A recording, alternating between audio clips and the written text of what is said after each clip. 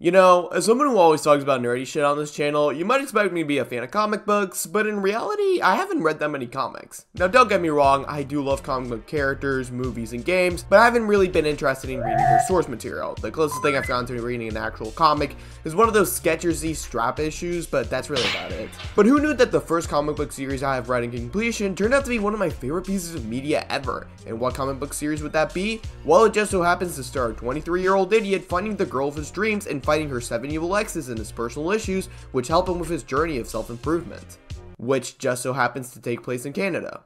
You know, that doesn't sound that weird when you put it that way. Scott Pilgrim is a franchise that as a whole has impacted the way I consume media and the way I make my own content. It's a series that I fell in love with when I first watched the movie, but as time has passed and I consume more of what the franchise has in store, I've grown to appreciate the series for what it is. It's a series more than its action-packed visuals and video game references, cultivating into a story about flawed people running away from their issues and ultimately overcoming them and becoming better people. And with the release of Scott Pilgrim Takes Off, I now have an excuse to talk about this precious little series. So join me and the rest of the people I gathered in this video as we go over the entire Scott Pilgrim franchise.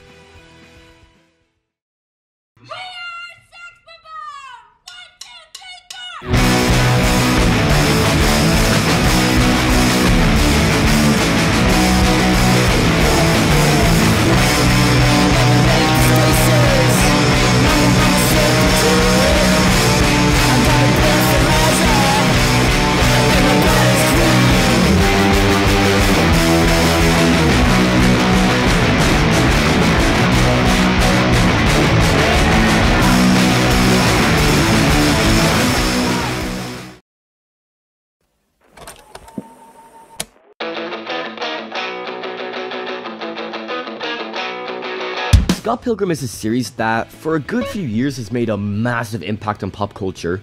Whether it's for better or for worse, it's ultimately up to you. But how did this small comic book series become the way it is today? Well, it all started with a man named Brian Lee O'Malley. Before making his own comics, Brian started his film studies at the University of Western Ontario in Canada, before dropping out and entering into the comic industry instead. He would start working closely with the comic book publisher, Oni Press. He would become an illustrator for the comic miniseries Hopeless Savages, Ground Zero, and lecturing some other comics, until eventually writing his first comic, Lost at Sea. It was released in 2003, and although it did pretty decently critically when it first came out, it would grow to have a dedicated audience many years later, and that would be thanks to the immense popularity of his next project. Later in 2004, Brian Lee O'Malley would begin work on the Scott Pilgrim book series. His inspiration for the series and the character of Scott Pilgrim will come after listening to the Plumtree song named What Else? Scott Pilgrim. More specifically, there was a certain lyric that caught his eye, that being, I've liked you for 1,000 years. Just like his last book, Brian kept the book in black and white. This is because he wanted to embrace the black and white manga aesthetic, also because it was cheaper than doing it in color. But unlike Lost at Sea, which was more of a depressing and grounded series, Brian wanted Scott Pilgrim to be a more shonen-styled series, basically a style of comic that was made to appeal to a younger demographic in Japan, which he would gain the inspiration from reading books like Ram Half, and even A Monkey Can Draw Manga. When the first volume was released, surprisingly it did even worse than Lost at Sea, both financially and critically. However, as time went on and more volumes were released, people started to understand and fall in love with the series, eventually gaining the attention of many news articles like Entertainment Weekly. Hell, the comics were even nominated for multiple awards. Eventually, Scott Pilgrim will become the cult classic we know it as today, selling more than 1 million copies, re-releasing the comics in color throughout the 2010s, and eventually making a movie based on the comics, as well as a video game and a Netflix animated series. But we'll get to that when we get to that.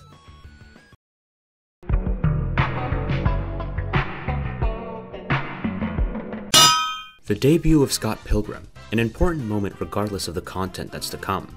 The very first moment for any series should properly introduce the world to your characters, your tone, and possibly start setting in motion some form of conflict. So what's the very first thing mentioned in Scott Pilgrim? I hope it has nothing to do with high schoolers. Oh. Okay, so the introduction and first few pages of Scott Pilgrim do a good job at establishing the general tone of the comic, the dynamics, and it hints at conflict. On top of that, we're given a pretty good introduction to the titular Scott Pilgrim. He's, to put it lightly, a little bit of a jerk, and is at least trying to be somewhat cocky around his friends. He's 23, and he's fresh out of college. We're also introduced to some of the other main cast, his friends Steven Still, young Neil, and Kim Pine, who's not entirely supportive and more sarcastic towards Scott's enthusiasm. Kim, Steven, and Scott are all in a band, Sex Bomb, who only kind of suck, and young Neil is just there, you know? Okay, Scott Pilgrim is dating a high schooler. A very blatant first line to include at the beginning, and one that is definitely not part of the most controversial aspect of the series as a whole. That's right, Scott Pilgrim is dating somebody significantly younger than him, and while we slowly get hints as to why he's doing this in the first place, it's currently established at face value. This person is Knives Chow, a 17-year-old Chinese girl. We get to see a quick flashback on how the two met, and then cut to Scott returning home, where he meets the best character in the comics, Wallace Wells. Scott and Wallace have a very captivating dynamic, and by that I mean very slightly gay. Wallace is Scott's roommate, or rather, Scott is Wallace's roommate. They live together, and Scott mooches off of Wallace, as basically nothing in the house is actually Scott's. The bulk of the first chapter contains varying vignettes that establish Scott, his relationships with the world around him, and how seemingly carefree he is about dating Knives. A mystery about Scott is established during a phone call between him and his sister, about how Scott seems to be moving on from something. That him dating Knives is easy. Scott and Knives is the first real relationship that's commented on Scott's end. Not just in a romantic sense, but in a character sense. One of many that reveals Scott's not relationship skills. Then, the plot kicks in. Whilst Scott is asleep, a mysterious girl of quite literally his dreams appears and continues to rollerblade by. He almost has a heart attack when he stumbles upon her in a library the next day whilst hanging out with Knives. It's clear that Scott's very attracted to her. He's distracted. Scott's sense of time and reality begins to cut in and out until by chance he discovers this girl at a party that he attends. This girl is Ramona Flowers, and he hits her up with some of that Pilgrim action. He later discovers that Ramona is single at this same party, which only further causes infatuation and thus stalking on Scott's end. As Scott begins to lose love for Knives and begins to fall for somebody else, the main conflict arises. How can he navigate being in a one-way relationship with Knives whilst his heart is elsewhere? He has to break up with his fake high school girlfriend. But first he has to talk to Ramona more. He overhears at said party that Ramona works at Amazon, so he orders a couple of CDs to meet her and asks her out with that Pilgrim. Jesus, I need to write this better. So Scott asks her out, and thus their kind of date begins, and we are introduced a bit more to this Ramona person. She's mysterious, but not necessarily cold, and plays off of Scott's personality well. In general, things go pretty good for this date. Ramona mentions somebody named Gideon, presumably somebody she left behind when she came to Canada. A blizzard strikes and the date almost comes to an end, but Ramona has sufficiently warmed up to Scott and decides to take him home. They almost move things beyond first base, but then Ramona changes her mind. As a whole, we can see Scott shows far more affection to Ramona than to Knives throughout this date, and when he gets home, he can't seem to fully go through with breaking up with Knives. This problem only escalates as Knives begins to show more physical affection to Scott. Scott also starts to receive weird mail about evil exes or something. Book 1 culminates in Sex Babam having a show at the Rocket. Scott's invited Ramona, but Knives is also attending, and this is cause for a stressful situation. Will Ramona find out Scott's two-timing somebody for her? Find out in the next installment of never mind, somebody's just burst through the ceiling. Some guy called Matthew Patel. He's an overdramatic Indian dude who seems to be out for Scott Pilgrim. Wait, an evil ex?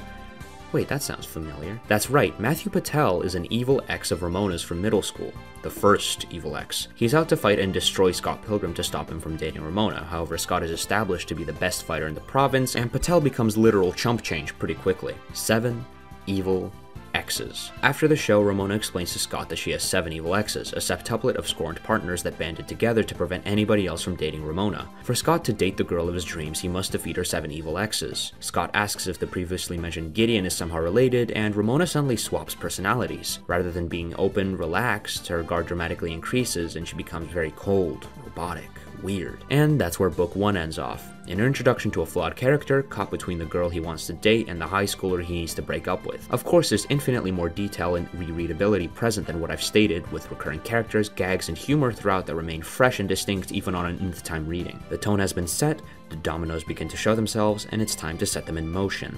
Book 2.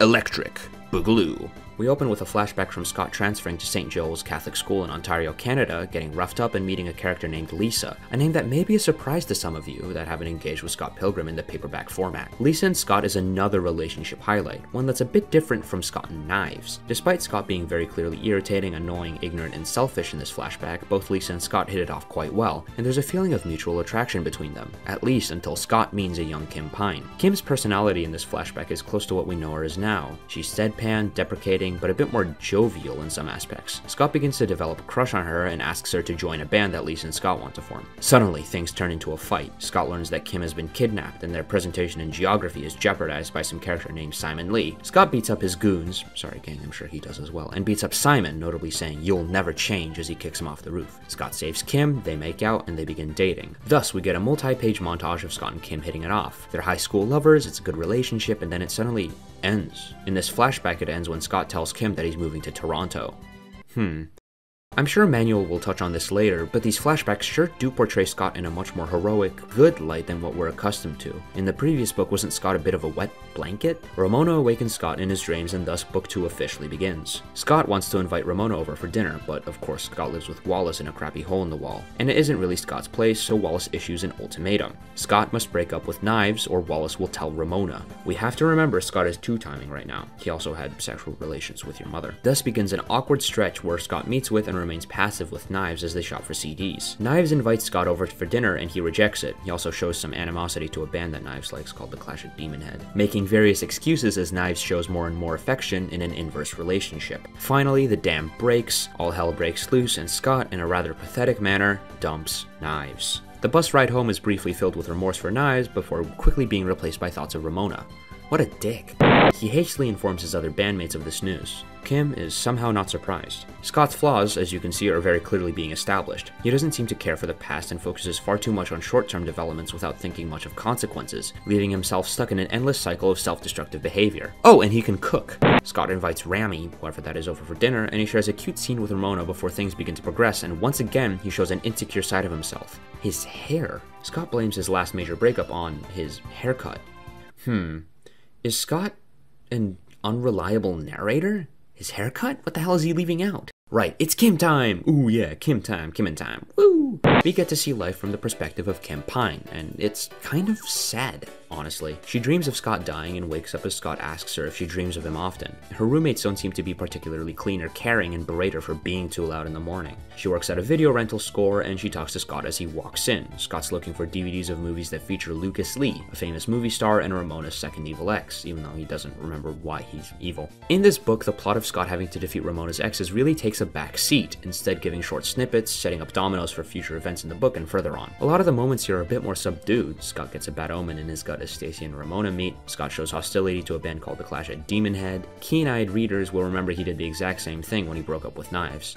Man, connecting dots is just hard.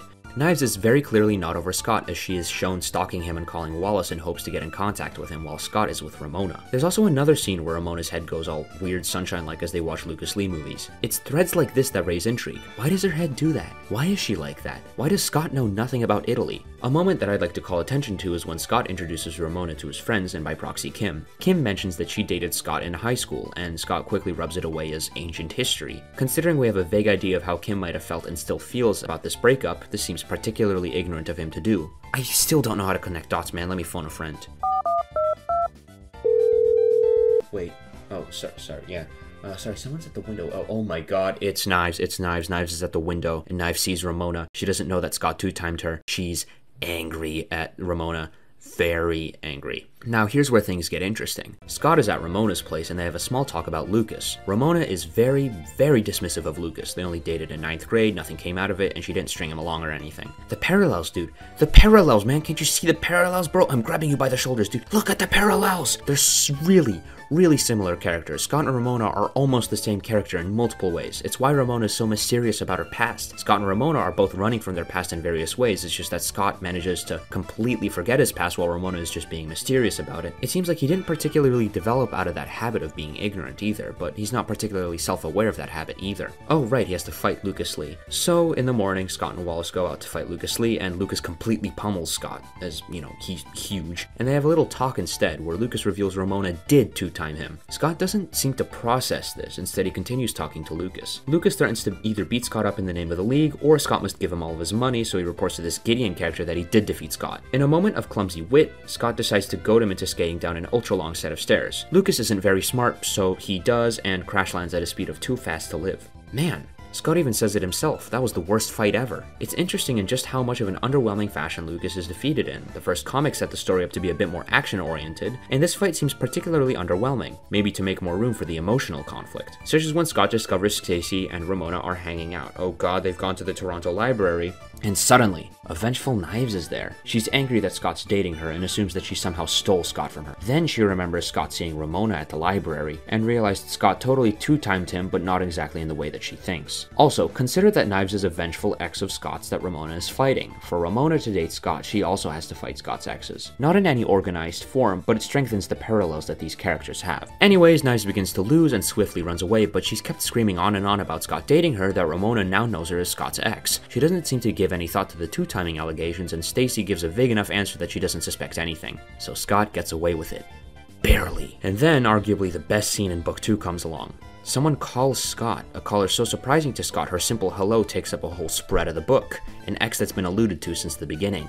Envy Adams. This conversation is important. Envy is the main cause behind what's been making Scott act so childish, someone that took Scott's heart and tore it into pieces the day she left. She's the reason Scott doesn't cut his hair often. She's one of the factors that caused Scott to fall into such a state of disrepair and despair as to date a high schooler. This is Scott's world, and Envy is the reoccurring antagonist. Besides asking about who Scott's dating, Envy's band The Clash at Demon Head, the band Scott's been mysteriously bemoaning throughout the book, needs an opener for one of their nights in Toronto and asks Scott to get Sex Bomb involved. Scott begrudgingly agrees to and delivers the news to the band. Kim is noticeably pensive about Envy's existence, and Steven goes from excited to manic about opening for her. It's Friday, so the group decides to see The Clash at Demon Head live, I assume to get a vibe check or something like that. And on the way there, Scott explains to Ramona the history between him and Envy. Scott and Envy had a big fight and she moved away and slept with some guy named Todd. Curiously enough, Ramona's dated a guy named Todd, and Scott spent the resulting year in a complete haze, his first real memory being of a burrito place he yearned to work at that tragically closed, and thus he wrote a sad ballad about it. As they arrive to where the Clash of Demon Head are playing, a shocking piece of news has come to light. Knives has begun to date young Neil, much to the shock of everybody. Scott reassures lies to Ramona about their brief dating period. We also get to meet this cool dude named Joseph, who has a crush on Steven. You know, we like Joseph here. We stan Joseph. He gets one line of dialogue and it's about how hot Steven is. Pretty cool. The show begins and Ramona points out the bass player, Todd, in the band.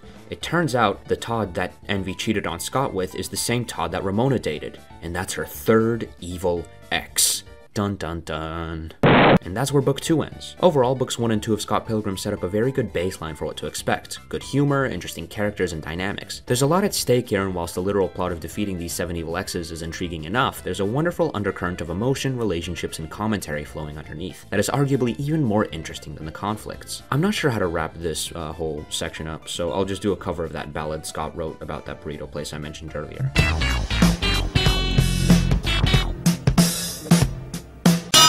Book 3, Scott Pilgrim and the Eternal Sadness, feels like a turning point for the series. Book 1 and 2 serve to establish our main cast, so now we get to dive into their inner demons. And I think the perfect representation of that is with the antagonists of this volume, Envy Adams and Todd Ingram. Envy was set up perfectly in the last volume. I mean, this is supposed to be the person that broke Scott's heart so badly that it made him go into a depressive slum, but relegating her as just Scott's evil ex kinda undermines her character. Throughout the volume, we get plenty of flashback scenes between Scott and Envy during their relationship. We see Envy slowly change within each flashback, going from Natalie, the introverted nerd who sang as Scott's old college man, to Envy Adams, the overly ambitious and mean rock star. But even with how much she changed as a person, Scott still loved her, and through these flashbacks we're led to believe that she was the villain here. But considering that Envy herself said that Scott was the one who broke her heart, and the little information we get surrounding their breakup in this volume, this is one of the first signs we see that maybe Scott isn't the most reliable narrator. I will say the moments between present day Envy and Scott are probably my favorite parts of this volume. She's pretty much an asshole to Scott throughout the volume and wants his life to be a living hell, but there's also a sense of awkwardness between them, where it seems like they want to resolve stuff, but both of them aren't in the right headspace to do so, so for the time being, they don't have any closure. But that's only for the time being, of course.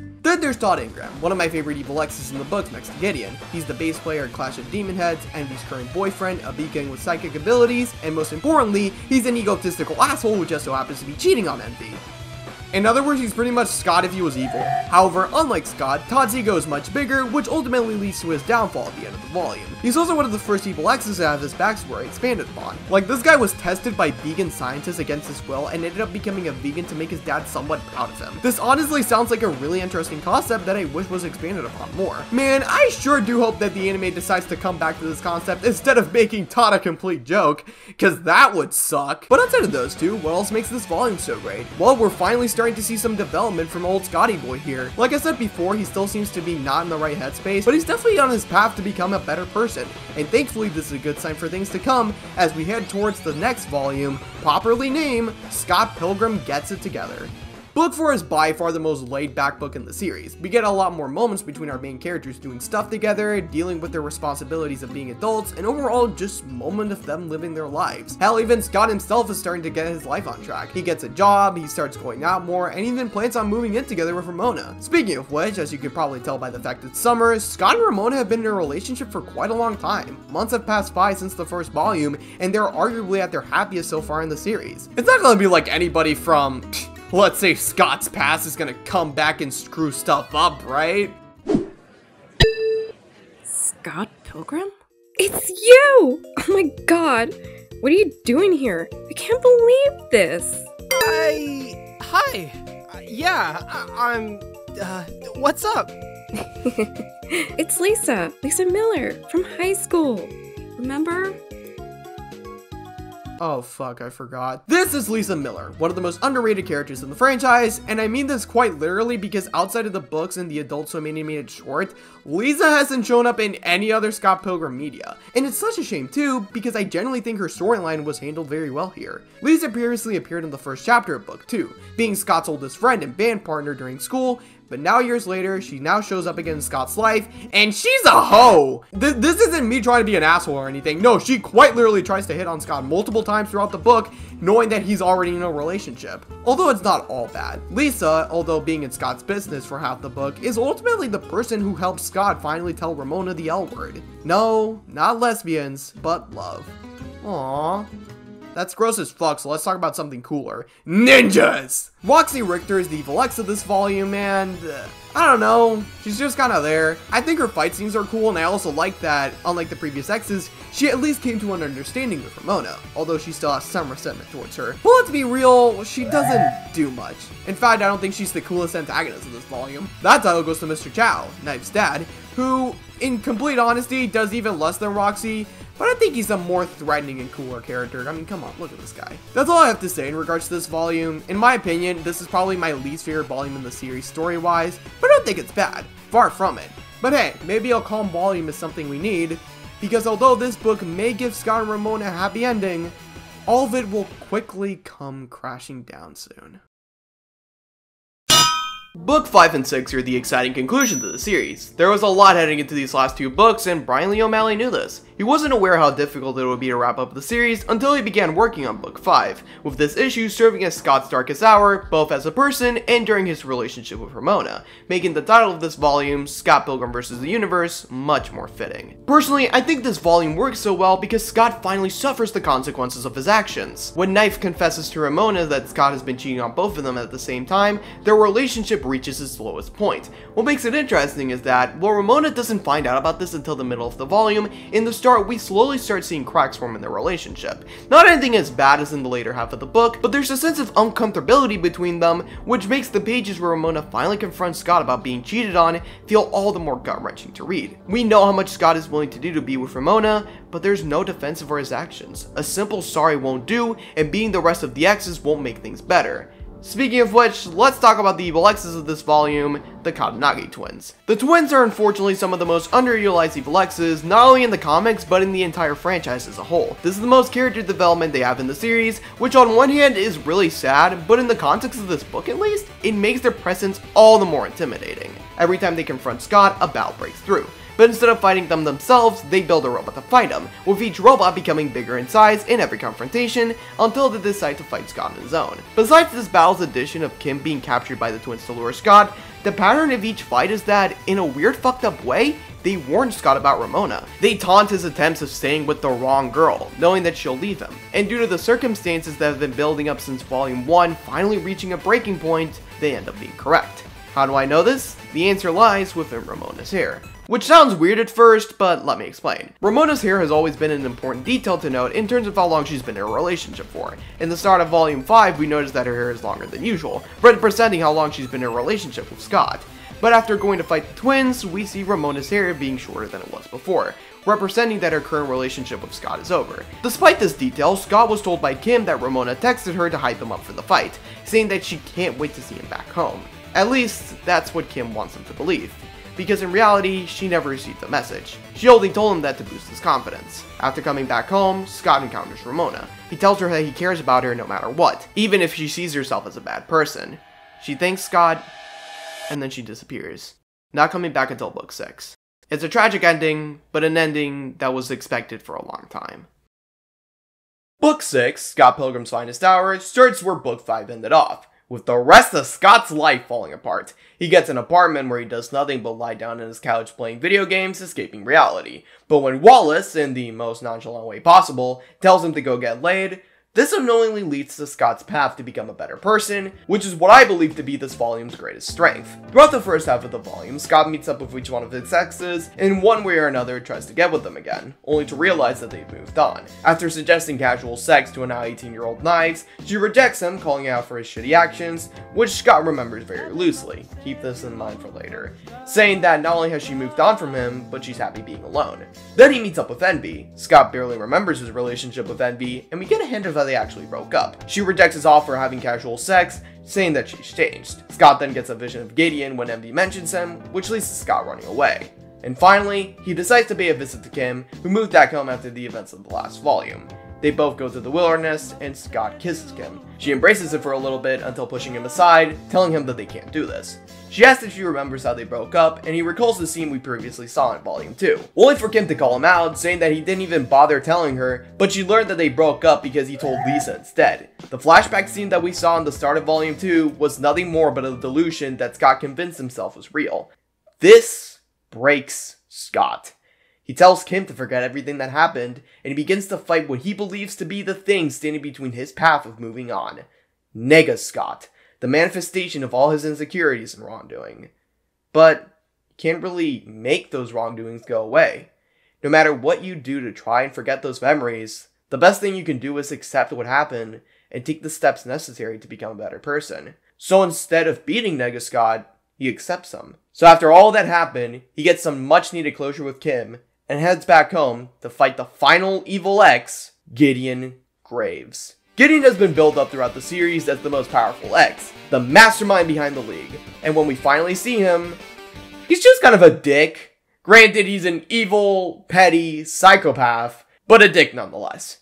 However, he had nothing to do with Ramona's disappearance. He was actually kind of mad that Scott didn't even keep her for long enough to see the fight, and after attempting to recruit him for the evil X's, Gideon kills Scott.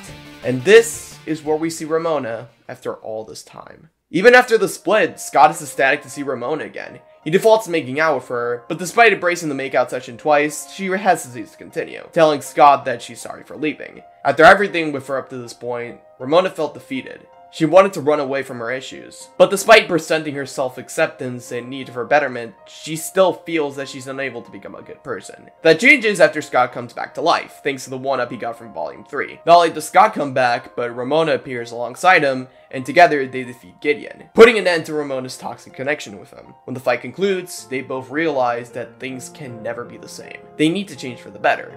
But instead of doing it alone, they can do it together. It won't be easy, but it's just as Scott says. Hey, you'll get it. It just takes practice. And after a small montage depicting how everyone in the sidecast is doing, the book ends with Ramona and Scott entering the subspace door.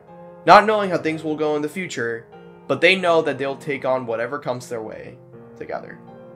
And that concludes the Scott Pilgrim series of books. It's a reading experience that only gets better throughout the years. At its core, it's a story about overcoming flaws and changing for the better. It demonstrates Brian Lee O'Malley's evolution as an artist and as a writer perfectly. It's not flawless, but it's a series of books unlike any other I've ever read. But after all the rising success that came for the books, there had to have been more Scott Pilgrim related media on the way, right? Well, I mean, I would have ended the video here if that wasn't the case. Hello amigos, Ramen coming at ya. Scott Pilgrim vs. the animation. If you're a fan of the Scott Pilgrim universe, this bite-sized gem is a must to watch. The animation style seamlessly captures the essence of Brian Lee O'Malley's graphic novels and the live-action films. It's a visual treat with its vibrant colors, dynamic action sequences, and quirky character designs. The animation team did a fantastic job, translating the comic book aesthetic into motion. The special provides a fun side story that complements the Scott Pilgrim series. It's a brief adventure, but it's packed with the series' trademark humor, pop culture references, and of course the epic fight scenes. Fans will also appreciate the nods to the source material and the familiar characters making their animated debut. The short is clocking in at a 4-minute runtime, but it leaves you wanting more. But that's part of its charm. It's a snack-sized addition to the Scott Pilgrim universe, offering an amazing experience without overstaying its welcome. While the short doesn't dive deep into the main storyline, Scott Pilgrim vs. the animation serves as a delightful treat for fans and a great introduction for those new to the series. So if you're craving a quick dose of Scott Pilgrim World in animated form, this special is a perfect choice. With that, my name is Ramen, and back to you, Manuel D.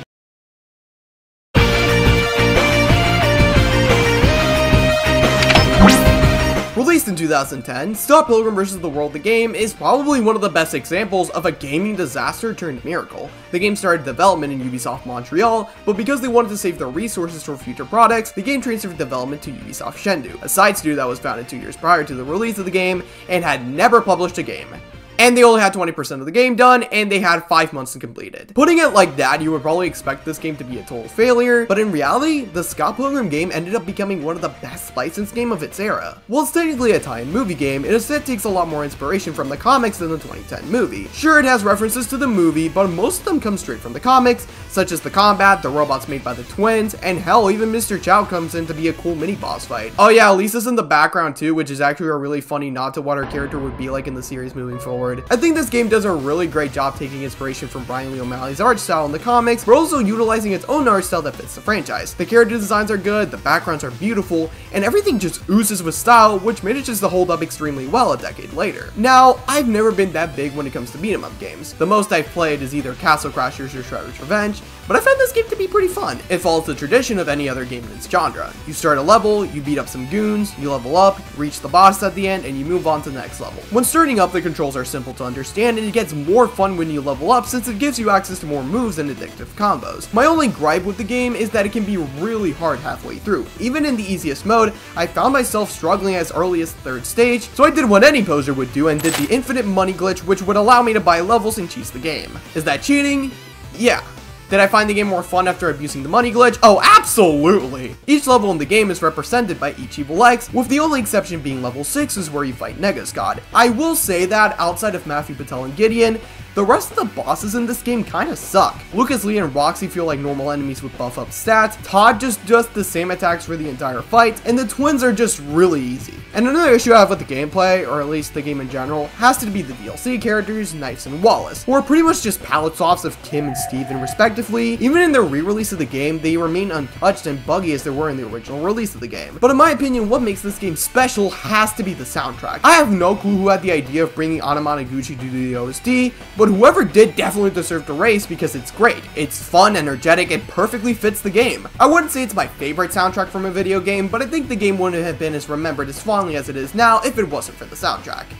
Oh wait, fuck, I forgot this game got a remaster and I didn't mention it. You know what, say less. ShadeX, give me your thoughts on the game and the remaster for the audience, please and thank you. Hello, I'm ShadeX, and now I'll be reviewing the Scott Pilgrim video game. Scott Pilgrim Vs. The World, the game, was released around the same time as the movie. The game was digital only on the Xbox 360 and PS3 stores. However, sadly, it got delisted on December of 2014. This upset fans who missed out on the game initially since it had no physical release. Its removal was a great argument for physical media since there was no disc version of the game sold in stores. That was until January 14th, 2021 when the game got a complete edition made along with a limited run physical version. That means the Scott Pilgrim game is preserved in a physical form, so if the game goes away on online stores, there will still be physical playable copies of it. I actually own a physical copy of the game that is the KO edition. The game is a 16-bit beat-em-up game where you can play as Scott, Kim, Steven Stills, Ramona Flowers, along with the DLC characters Knives, who was an assist prior to being added, and Wallace Wells. For my playthrough, I played as Scott, and the game is overall really fun. It follows the plot of the books where you fight the 7 evil exes along with Nega Scott. Oh yeah, Knives' dad, Mr. Chow, makes an appearance as a secret boss. I remember fighting him when I first played the game, but didn't encounter him while recording gameplay for this video. The game itself is a nice throwback to retro video games, and each level has at least a few unique enemies. The sprites for enemies get recycled a few times, but I like how different each world is. The first level of the game shows off the city where you get attacked by various street thugs before you fight Matthew Patel. The second world is at a movie set where you fight people in alien and dinosaur costumes before facing off Lucas Lee. The third is at Leo's place where you fight security guards before you battle Todd Ingram. The fourth is my favorite, where you go on a bus only for Roxy Richter to cut it in half and send you straight to an Asian restaurant called the Frying Tengu. There you fight ninjas and samurai before facing off against her. The fifth world, you take on robots made by the Katanagi twins at a party and then end up at their lair to fight them. Then there's World 6 where you fight Nega Scott. That world is pretty interesting since you end up fighting rabid animals in the forest and zombies before facing off against him. Finally, there's World 7 where you fight against Gideon Graves. Gonna be honest, I haven't completed that world fully.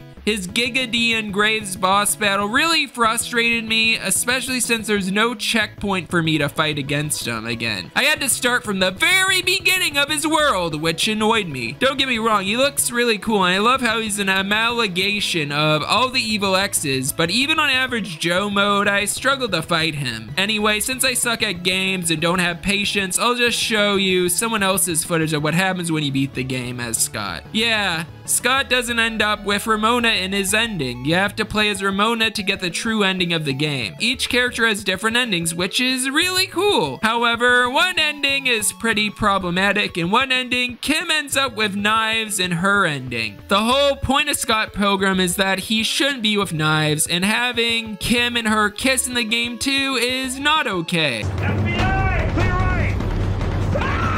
That aside though, it is a fun game. The game is funny enough, a more accurate adaptation somewhat, since it includes things the movie and the anime didn't. This game actually has a Nega Scott fight, for example, when it was treated as a joke in the movie. Speaking of Nega Scott, he actually is an unlockable character if you beat it as Scott, Kim, and Steven. Anyway, while I may not be the best at it, Scott Pilgrim Vs. The World, the game, is a fun licensed game. I highly recommend playing it with friends. The game itself has alright online play, and it is one of the few Switch games that has online invites. Anyway, that's all I really have to say about the game. Thank you, Manuel D, for letting me be a part of this video. This has been ShadeX, and I hope you all feel nothing but good vibes. To end things off, I'm honestly just impressed that this game exists in the first place. Everything was practically going against this game's development, but it still manages to be a really fun experience, and I'm glad that fans are trying out the remaster after coming in the dark pits of hell in 2020.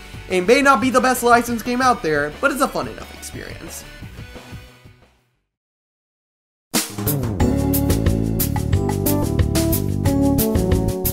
Ah, the Scott Pilgrim movie, a legendary cult classic that made me fall in love with the franchise itself. Directed by Edgar Wright and released in 2010, Scott Pilgrim Vs. The World is among my top 5 favorite movies ever made. The incredible cinematography, great cast, fun script, everything about this film just clicks for me. And that's the thing. As a standalone film, it's a masterpiece, but as a Scott Pilgrim adaptation, it definitely leaves a lot to be desired. Now, I will give credit where credit is due. The biggest challenge this film had was adapting a book series that wasn't even finished at the time into an almost 2-hour film. They definitely did try their best to fit as much as they could from the comics, but it misses a lot of the elements that make the book so great in the first place. So let's start with the most glaring issue with the film, the pacing. Now, ignoring that this is a Scott Pilgrim adaptation for a second, this is pretty much the standard type of pacing that you would see from an Edgar Wright film. It's fast and the jokes come crashing at you in rapid succession, whether it's visual or not. The Scott Pilgrim comics aren't really like that. Sure, they have jokes and action, but for the most part, it focuses on the growth and life of our main cast. Here though, outside of Scott, who pretty much receives a watered down version of his redemption from the books, not a lot of characters get their time to shine. Not even Ramona gets much to do in the film, but I'll go over that in a little bit. The first act of the film follows the entirety of book 1. Scott Pilgrim is dating a 17-year-old, he has a band, he finds the girl of his dream, yada yada yada, you know how this shit goes. So we're already 36 minutes into the movie, and we're just finishing with book 1. This is where things start to get messy. It starts to follow the events of book 2, with Scott breaking up with Knives, getting the infamous bread scene, the fight against Lucas Lee, which changes drastically from the comics, and of course, we get the introduction of Enemy Adams. Now we're about an hour into the film, we got 52 minutes left with 5 evil exes left to take care of, so the movie says fuck it and decides to speedrun the books. A lot of the elements from book 3, primarily the flashbacks between Envy and Scott, a lot of the rivalry events with Scott and Todd, and the entire subplot of Todd cheating on Envy gets completely cut from the film. Instead, we get the iconic black sheep scene, the VIP room scene, the base battle scene, and how could anyone forget... Unlike the last 2 books, this really didn't take that much time from the film, only lasting 15 minutes. At this point, this is where the movie starts to deviate from the books and does its own thing, meaning that many, if not every aspect from books 4 and 5 are completely gone. The fight between Roxy and Ramona is pretty much the fight that Ramona and Envy had in book 3. It lasts around 5 minutes until we speedrun the twins, who get even less development. Then we get a really cool fight scene that lasts even less than Roxy's fight. Then Ramona's dumps Scott, but instead of vanishing like in book 5, she instead gets back with Gideon, which leads to book 6. Except, not really. Like I said, the movie was made while book 6 was in production, so a lot of creative liberties were taken while using elements from previous books, like the fight between Ramona and Knives, the power of Love Sword, and so far and so forth. So to put it into perspective, the comics took around a year for the events to pan out in completion. The movie, however, boils it down to a matter of days. And for a story that's mainly about the self-improvement of our 2 main characters, yeah, it's not presented in the best way. Not only did the pacing ruin a lot of the events from the comics, but so did the development of many characters. The exes don't really have much of a personality outside of just fighting Scott. The only one that's worth mentioning though is Lucas Lee, who had a complete 180 from his comic counterpart. They turned him into this chill guy in the comics to a straight up Hollywood asshole in the movie, which I'm not gonna lie, does make him stand out in a positive way. Besides him, a lot of the side casts get barely any attention. The only consistent side characters that have something to do in the movie are Wallace and Knives, but they're mostly used for comedic bits outside of Knives, who get something to do at the end of the film. Something else that I really wish the movie focused on is Scott and Kip's relationship. Their moments within the comics were really great, and it makes the resolution in book 6 feel satisfying. However, Kim does almost nothing in the movie, which makes the moment that Scott apologizes to her at the end of the film feel very unearned. But by far, the characters who were affected the most by this issue has to be Scott and Ramona. The amount of changes that were done to Ramona's character in this film compared to a comic counterpart is almost baffling. Like, how do you go from this serious but quirky girl that bounces off Scott perfectly to a mysterious girl who has the personality of plain white bread? Movie Ramona feels like a parody of what people who have never read the comics think Ramona's character's like. I don't really have a problem with Scott's personality shift in this movie, since I think it works off Michael Cera well. What I do have a problem with, however, is how his growth throughout the film was handled. His big character changing moment and the resolution he has after happens in the last 10 minutes of the film. We don't see Scott grow as a better person. We as the audience just expect him to do it because he beat all the evil exes and got back with Ramona. And even getting back with Ramona was an issue because outside of 2, maybe 3 scenes, they have little to no chemistry, which sucks to say because that was arguably the strongest aspect of the comics. We see them fall in love, see their relationship grow, get tested, and ultimately blossom at the end. Here, they just fall in love, they almost kind of have sex, They have a date where they make out a lot, then she breaks up with him, and then they get back together. Okay, cool, great, 10 out of 10 romance story. I feel like if this film was about Scott earning the power of self-respect and ultimately letting Ramona go at the end, would have honestly worked for this film. Would it still feel rushed as an adaptation? Yes, but it could have been an appropriate way to end the story. The film was already doing its own thing in the later half, so a different ending wouldn't be that surprising. Hell, everything that I just described to you was originally going to be the ending for the film. Instead of going through the door together, Scott and Ramona both apologize for the way they acted towards each other in the film, and they both move on with their lives. Wait, so why was this replaced? Oh, it's because Scott ends up with knives. You know, the 17-year-old he groomed. I don't think I need to explain why that was a bad idea. So from the way I've described this film so far, you would probably expect it to be some sort of colossal disaster or that I hate everything about it. But that's far from being the case. Because while the story and themes may be flawed, the rest of the film is the definition of peak cinema.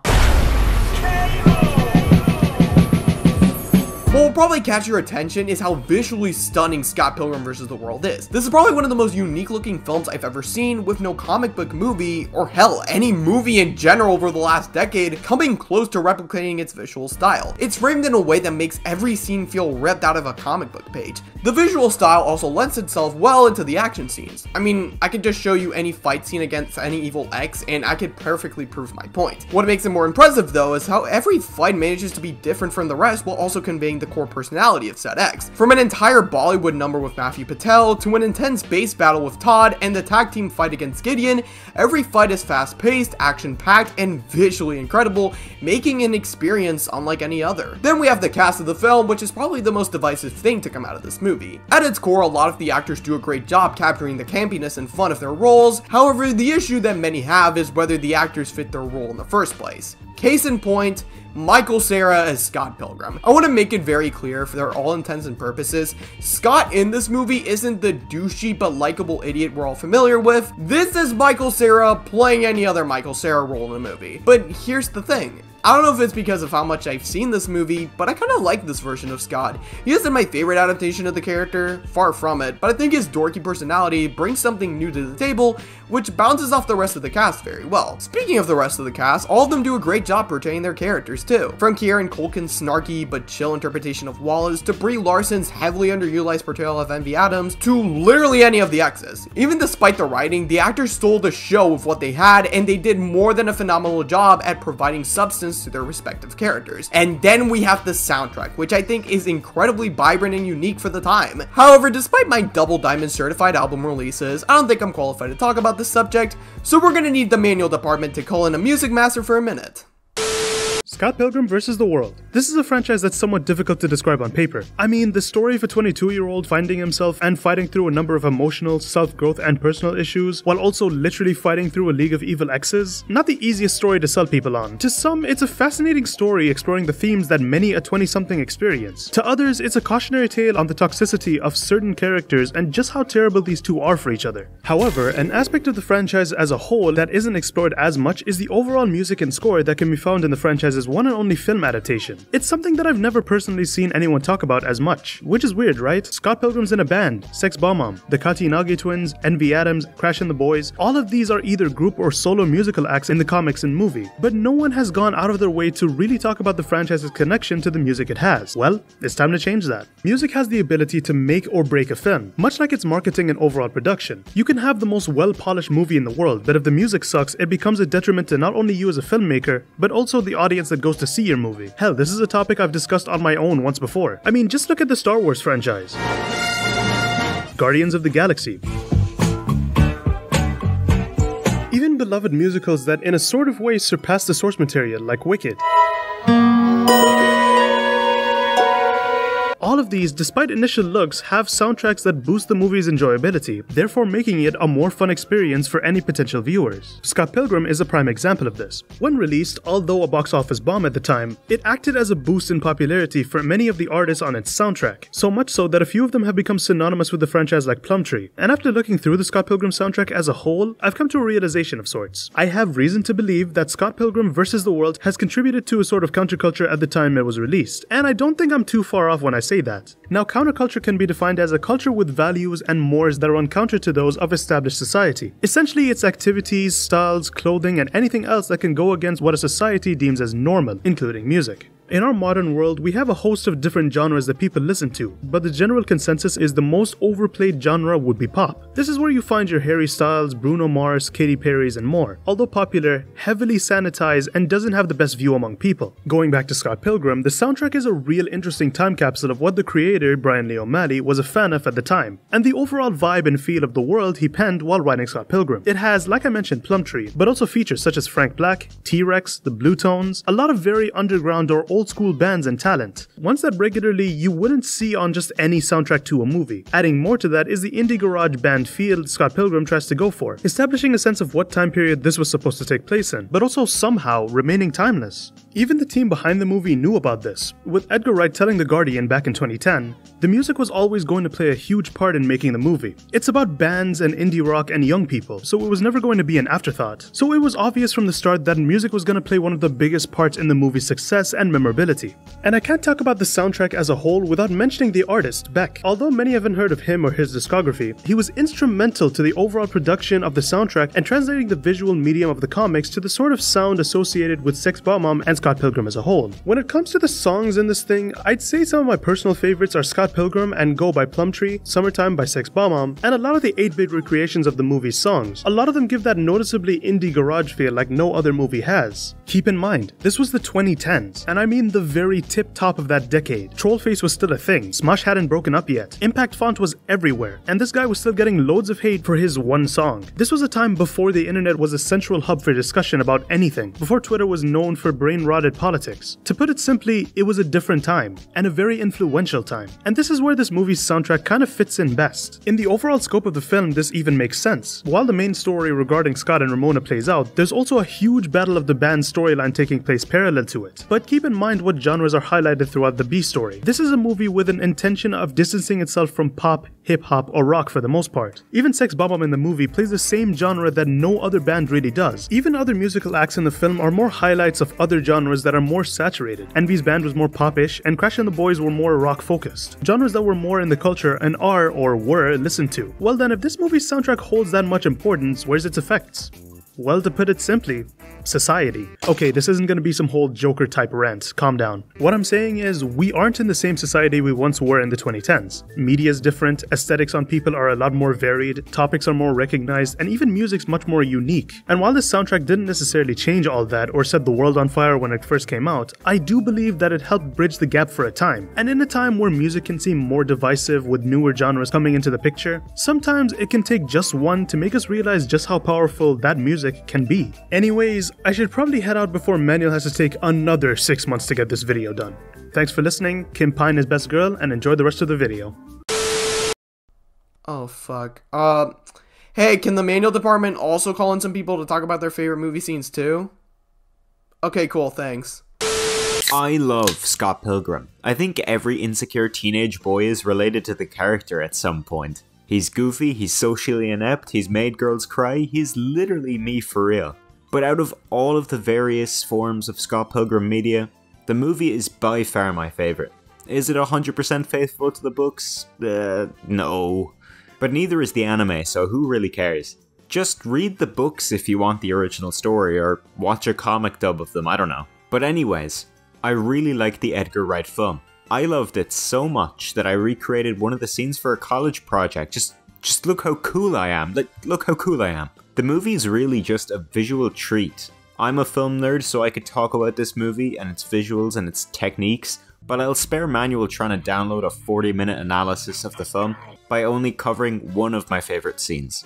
The scene in question is the fight between Matthew Patel and Scott Pilgrim. To summarise the scene, it's just a fight scene between the two characters with a musical number from Matthew as well. I like this scene for quite a few reasons. The first being Edgar Wright's cinematography. If there's any scene in this film I'd pick to encapsulate his style, it would be this scene. It just really feels like a style suited for Scott Pilgrim, I can't put it any other way. The comic book action words, the game sound effects, the fast pacing, the comic action lines when the characters are moving, it's all very cool. The second reason I love this scene is the moment where Ramona explains her history with Matthew. and the flashback is animated in the style of the books. It's a nice homage to the source material and a lot more creative than making it a live-action flashback. The third reason I love this scene is because of Matthew's musical number. It's pretty brief, but it's entertaining to listen to. I love villain songs, and this number he performs is catchy and memorable. If I was to give this scene a slight critique though, I feel like it was a bit short for Matthew. He's here for like 4 minutes and then his time in the film is over. But even though there's a few things I could critique this film on, I still really enjoy it. Like, a lot. Thank you, Manuel, for having me on. And remember guys, who needs Ramona flowers when you can have a nice, delicious, succulent pint instead? Hey guys, Mephi here from Mephi Gaming, and I thought I'd sit here and talk about my favorite scene from the Scott Pilgrim movie. Now, a lot of people don't know this, but I adore the Scott Pilgrim series, especially the movie. I saw the movie first, played the crap out the video game, and then got to actually sit down and read the books years later from a friend of mine that let me borrow the entire series for a bit. And I'm going to be perfectly honest with you, the movie was great. The book was better, in my opinion. But that's not why I'm here. Here, I wanted to talk about my favorite scene from the movie itself. I think this had to be one of the dumbest parts ever, but it was still hilarious. Scott is, as you know, a colossal idiot, and he's trying to figure things out.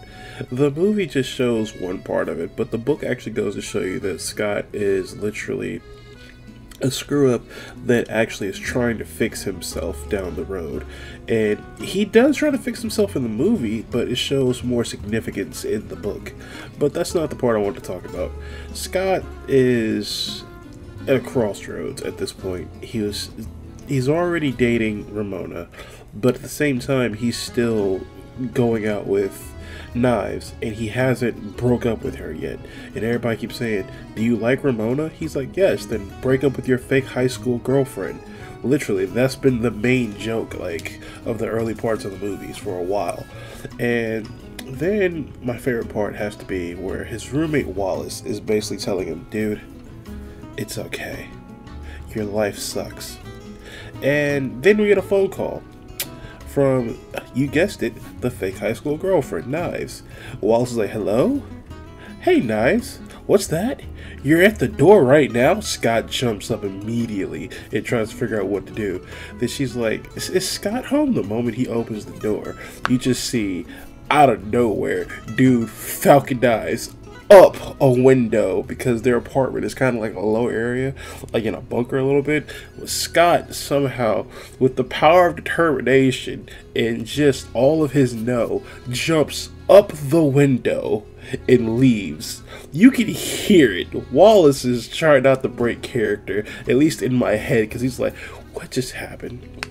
And Knives is in shock, like, really? He's like, yeah. Then the icing on the cake has to be Scott reaching back in the window, grabbing his jacket. Then you see Knives like, okay. And when we cut back to that part where she's like saying, okay, he is hauling ass down the street. Is that not one of the most funniest moments ever? And then going back and looking at the behind the scenes of it, the stuntman did that in one take. Even Michael Cera was like, holy shit. But yeah, I think that had to be one of like the funniest moments in the movie or in the series period. And the funny thing about it is Scott Pilgrim has had a lot of funny things, but that one has to take the cake for me. Okay, so like originally I wasn't even supposed to be in this collab. Like I was at first, and then I dropped out because I really didn't have anything interesting to say. But Manuel told me this could be like really short and simple, so I guess I'm back in it. My favorite scene from the Scott Pilgrim vs. The World movie with Michael Cera and Mary.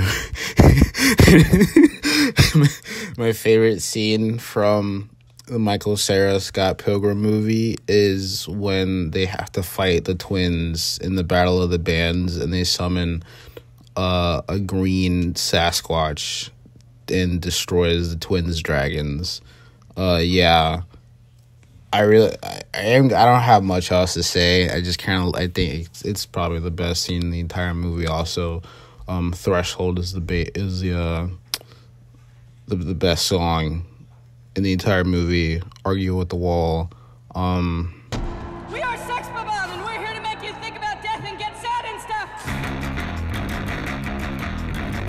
the beginning of the song. Yeah, that's really all I got. Okay, I'm done. Subscribe to me, I guess. I guess I make videos. I don't fucking know. I guess the main takeaway from this segment is that there's tons to love about this movie. As I mentioned before, this is one of my top 5 favorite films of all time, and I wouldn't be talking about this franchise, let alone making videos, if it wasn't for this movie. But every piece of media has its own flaws. Just because you like something doesn't mean it's flawless. And in all honesty, I feel like this is a movie that wanted to do its own thing, but couldn't because it's limited to an adaptation. If the film had more time to truly develop into its own thing, we could have had a film unlike any other comic book movie adaptation. But amongst all its flaws, Scott Pilgrim vs. The World will forever hold a place in my heart as a funny, charming, and the most visually stylish movie I have ever seen. So the movie being out, the Scott Pilgrim franchise would go a good couple years without any major adaptation. All that came out were the books in color and a few other pieces of merchandise. Then something interesting happened. On January 7th, 2022, news articles were announcing that a Scott Pilgrim anime would be happening. Not only that, but it would include Brian Lee O'Malley and Edgar Wright producing the series, with the original cast of the movie coming back to reprise their roles. Now, when I first heard about this, to say I was excited would be a huge understatement. I've been an advocate for a Scott Pilgrim animated series for years, and now we were finally getting one. The more news we got, including the trailer, grew my excitement, but also my expectations. I mean, this was looking to be the series I've been begging to be real after so long, and then I started thinking to myself, is this going to be a one-to-one adaptation of the books? Is it going to follow a similar style to the movie? Or even worse, what if it ended up being mid? Well, whatever the case was, I managed to maintain my hype. Then the series finally dropped in November 2023, and right off the bat, the first episode was everything I hoped it was. Wallace is acting a bit more like an asshole than usual, and it was weird that Crash and the boys didn't make it to the Battle of the Bands, but those were small, kind of unusual differences. Nothing big like...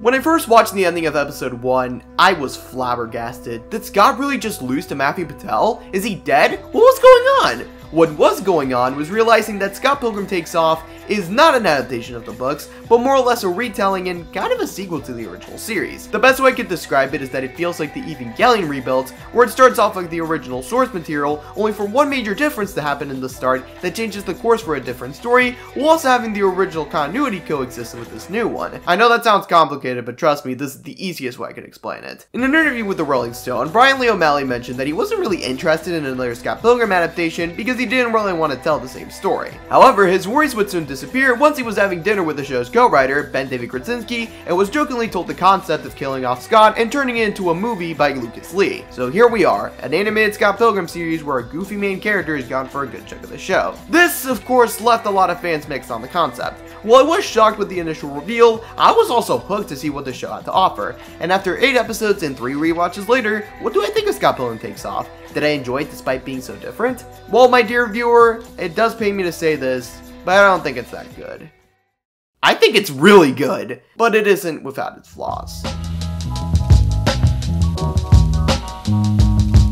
So with Scott being out of the picture for a good chunk of the show, it shifts focus to Ramona as she tries to figure out what exactly happened to Scott, while also finding closure with her exes. This is where I think the show shines the most. The evil exes for a majority of the franchise, while charming when they have the spotlight, also didn't feel like actual characters outside of Gideon and Todd and maybe Roxy in the comics. Takes Off recontextualizes the evil exes and turns them into the best interpretation of their characters in the series. Well, for the most part. The best example of this is with Matthew Patel. In most of the franchise, he's pretty much boiled down to being Ramona's first evil ex, and that's pretty much it. In Takes Off, however, Matthew receives the glow up of the century, becoming this rich, dorky theater kid that takes over the League of Evil Exes in the second episode, until he gives Gideon his money back at the end of the show, and decides to pursue his career as a Broadway musician. Lucas Lee gets an entire episode dedicated to him, and it's probably my favorite episode in the entire show. In contrast to the chill guy from the comics and the Hollywood asshole from the movie, the show decides to mix both of those aspects together, and it works surprisingly well. The show makes you believe that he's going to be the same guy as he was in the movie, only to subvert that. In fact, he's only a guy that became careless because of his breakup with Ramona. By the end of the episode, he gets blacklisted from Hollywood. However, he does end up being happy with himself and finding a job at the same coffee shop Stacy and Julie work at. Out of all the exes in this show, I'd say he's probably my favorite out of the bunch. Roxy is another evil ex that surprised me. She has an entire episode dedicated to her, and it's also one of my favorites in the series. For a majority of the franchise, Ramona just saw her previous relationship with Roxy as just a phase, but in Takes Off, we get a flashback showing their relationship and how their breakup fucked Roxy up. We get an exploration of these characters that was never touched upon before, and I think it was handled very well. Probably one of the most divisive evil ex to come out of this show is Gideon. He's definitely the ex with the most changes done to him, and while I don't think he's as great of a character as he was in the comics, I think he's pretty alright. His backstory of being a nerdy loser named Gordon Goose was pretty funny. I think pairing him up with Julie was weird but really fitting, and his hangout scenes with Lucas were pretty nice. But the rest of his character just feels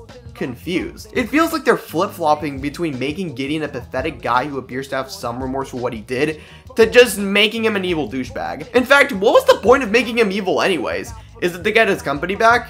Well, he gets it at the end of the series, but he's still evil by then, so it can't be that. Is it because he wants to get back with Ramona? Why would he? He seems pretty happy with Julie. I feel like they could have expanded Gideon's story, or at least enough to provide a cohesive flow to his character, but what we're left with isn't bad, but just confused, which is more than I can say than the other three evil exes, which I think got a notable downgrade. The twins get to do more in the show than they did in the movie, but they still don't do much. It's kind of unfortunate that they will never beat the "we have personalities" out of the comics allegations, but hey, at least they end up being bros with Scott in the future, so that's a plus. Also, the robot's cute. If they make a plush out of that fucker, I'd buy him in a heartbeat.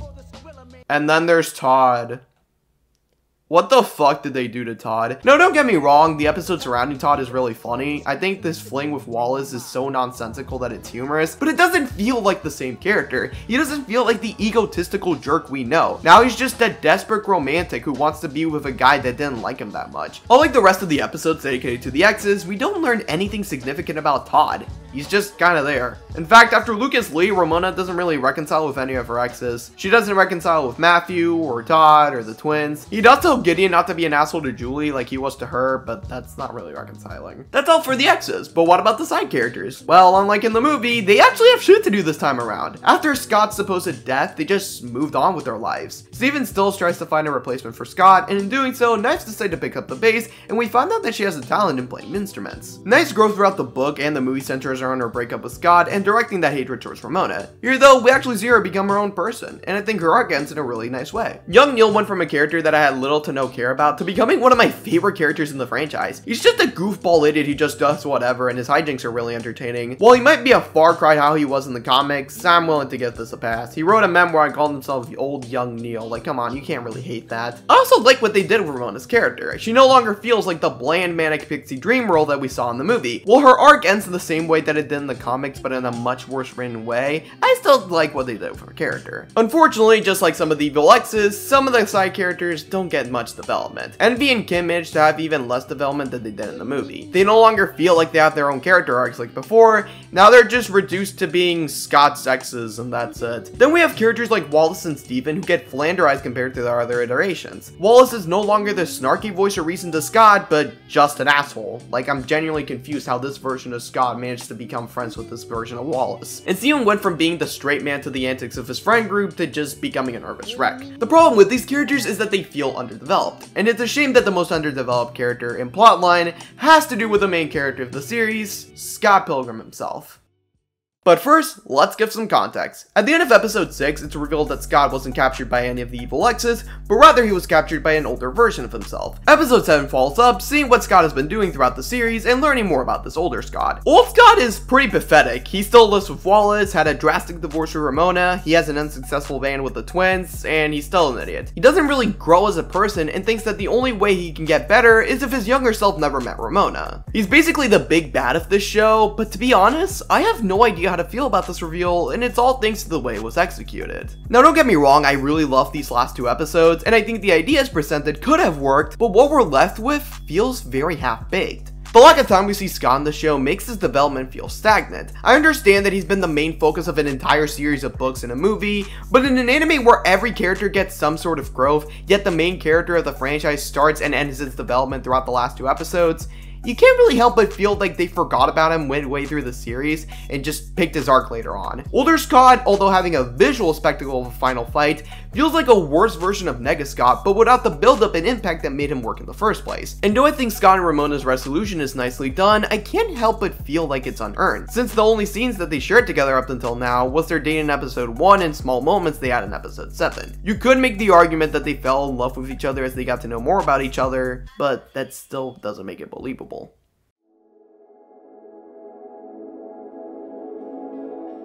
Scott Pilgrim Takes Off isn't the perfect one-to-one retelling of the books I was hoping for, and while I still really like it and appreciate the way Brian Lee O'Malley is willing to take the series in a new direction, the more I think about the series, the more I find myself disliking it. And it hurts for me to say because, like I said at the start of this segment, I've been dying to see a fully animated Scott Pilgrim series for years. The concepts the show brings to the table are really interesting, and when the show does something good, it does it tremendously. However, it also leaves a lot of plot points and characters feel underbaked. Like, they have an arc ready for them, but they didn't have the time to properly conclude it. But amidst all its faults, I still think that it's a really great series that uses the core foundation of the franchise and gives us a completely different experience that we've never seen done in this franchise. I may not love the series as I once did when I first watched it, but I respect the risk that Scott Pilgrim Takes Off is willing to take. And I think that's why I fell in love with the franchise in the first place.